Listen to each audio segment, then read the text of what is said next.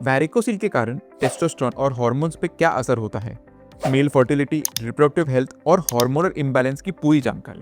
अगर मैं आपको बोलूं कि एक छोटी सी डायरेक्टेड वेन सिर्फ 3 to 4 mm आपके टेस्टोस्टेरोन, फर्टिलिटी, स्पर्म क्वालिटी और हार्मोन्स सबको बिगाड़ सकती है, विश्वास करेंगे? जी हाँ, इस बीमारी को हम वैरिकोसील बोलते हैं, जिसे 50% लोग इग्नोर करते हैं। आज हम इस बीमारी को डिटेल में समझेंगे। वैरिकोसील का टेस्टोस्टेरोन पे क्या इम्पैक्ट होता है, हार्मोन्स कैसे इम्बैलेंस होते हैं, फर्टिलिटी इन नंबर्स को किस तरह से गिरती है और इसको कैसे ठीक किया जाता है, स्पेशली नॉन सर्जिकली। वीडियो को एंड तक देखते रहिए, जिसमें आपको क्लियर रोड मैप दिखेगा और कोई भी आपको डाउट है तो कमेंट्स में मैसेज कीजिए, मैं पर्सनली उसका रिप्लाई दूंगा। नमस्ते दोस्तों, मेरा नाम है डॉक्टर अशंक बंसल। मैं एक वैस्कुलर इंटरवेंशन रेडियोलॉजिस्ट हूँ। मैं उन मेल पेशेंट्स का नॉन सर्जिकल ट्रीटमेंट करता हूँ जिनको varicocele, DVT, varicose veins, prostate enlargement और इनफर्टिलिटी रिलेटेड ब्लड इश्यूज हैं। मेरा काम सीधा साधा है, बिना सर्जरी, बिना स्टिचेस ब्लड फ्लो को नॉर्मल करना और पेशेंट्स को सेफ और फास्ट रिकवरी देना। अब चलिए एक एक करके समझते हैं कि वैरिकोसील हार्मोन्स और टेस्टोस्टेरोन पर क्या इम्पैक्ट डालता है। सबसे पहले ये समझते हैं कि मेल हार्मोन्स, स्पेशली टेस्टोस्टेरोन, सिर्फ सेक्सुअल इफेक्ट्स के लिए नहीं होते हैं। ये आपकी muscle mass, energy, metabolism, mood stability और रिप्रोडक्टिव फंक्शन को भी इन्वॉल्व करते हैं। अगर टेस्टोस्टेरोन डिस्टर्ब होता है तो आपकी डेली लाइफ के कई एरियाज साइलेंटली इफेक्ट हो सकते हैं। इसके बाद सीधे वैरिकोसील पर आते हैं।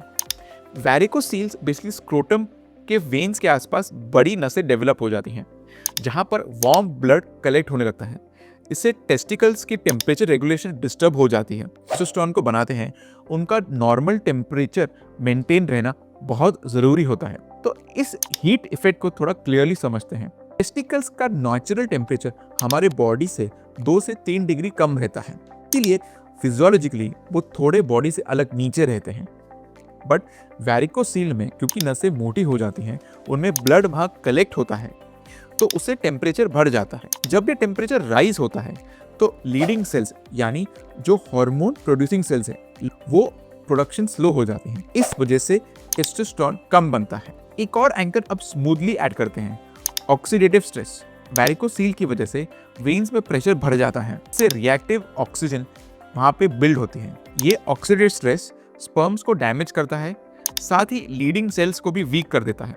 और वीक लीडिंग सेल्स का मतलब lower testosterone, poor hormonal balance और लॉन्ग टर्म फर्टिलिटी इश्यूज। अब बढ़ते हुए अब बात करते हैं कि हार्मोनल सिम्टम्स कैसे दिखते हैं। कई पेशेंट्स बोलते हैं कि उन्हें फटीग फील होता है, जिम परफॉर्मेंस वीक लगती है, मसल रिकवरी स्लो हो जाती है, लिबिडो डाउन हो जाता है, मूड इरिटेट होता है और स्टडी या वर्क में फोकस नहीं रह पा रहे हैं। ये सारे सिग्नल्स माइल्ड हार्मोनल इम्बैलेंस के हो सकते हैं और पता ही नहीं चलता है कि रूट कॉज वैरिकोसील है।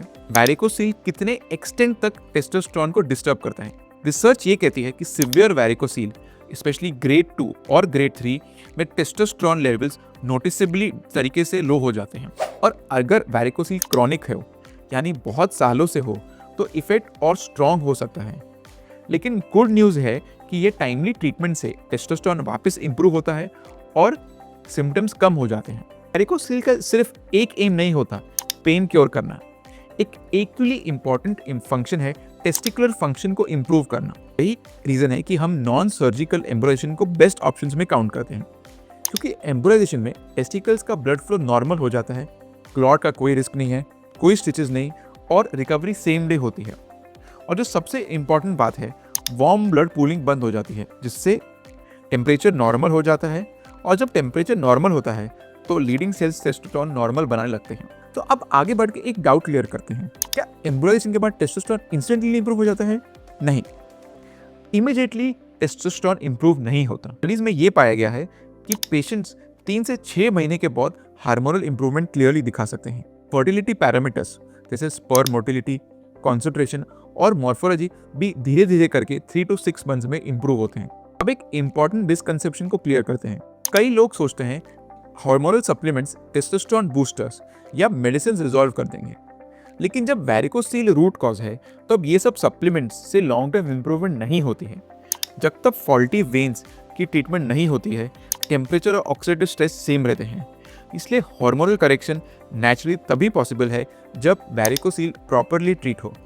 आगे बढ़ते हुए लाइफस्टाइल का एक छोटा सा रोल भी समझ लेते हैं। अगर आप स्मोकिंग करते हैं, अल्कोहल हाई अमाउंट में लेते हैं या क्रॉनिक स्ट्रेस में रहते हैं, तो ये सब टेस्टोस्टेरोन और फर्टिलिटी को और डाउन करते हैं।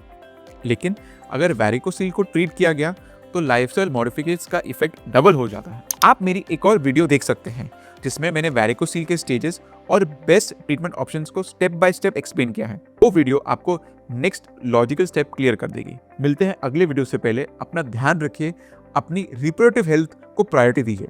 धन्यवाद।